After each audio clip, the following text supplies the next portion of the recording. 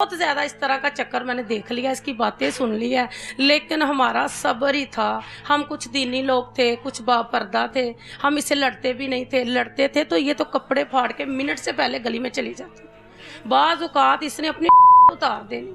मेरे अब्बू मेरे चाचू दो आए हुए थे, इस औरत ने मेरे भाई छोटे पर ये इल्ज़ाम लगाया कि ये इसने मेरे यानी कि इज्जत को हाथ डाला है, और ये कमीज़ फाड़ कर जो है, इसमें औरतें भी गवाह थी कि इसने पूरी कमीज़ फाड़ कर और बिल्कुल की। और मेरे अब्बू और मेरे चाचू इधर मौजूद हैं, उनके सर झुक गए थे शर्म से कि ऐसा ना करो। फिर वो हमें कहते थे, बेटियों आपने नहीं बोलना, जो ये औरत है तुम नहीं हो सकती, तुम लोग तो पर्दा नहीं खोलती एक मिनट में भी, तो इससे पंगा लोगी तो तुम्हारे कपड़े भी इसने ऐसे ही फाड़ने।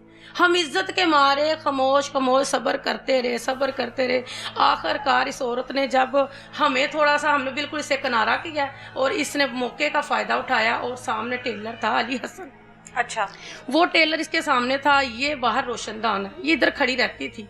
लेकिन वल्लाहु आलम हमें इस बात का इल्म नहीं हुआ कि इसका उसके साथ अफेयर चल रहा है। वो चलता रहा, चलता सारे ताल्लुकात का पता लग गया। बाकी हमें सारा पता था, और हम कहते थे। अच्छा। इसने अपनी सगी बहनों को कहा, इसकी बहनें जो है ना मेरी तरफ रहती हैं शादरा में। अच्छा। तो उन्होंने भी कहा, इसने जाके कहा कि मेरी जो ननंदे हैं ना सारी, वो मुझे गंदा कहती हैं, वो मुझे कहती हैं, तो आरिफ नाना हो तो वो तो मुझे शाम से निकाल देते।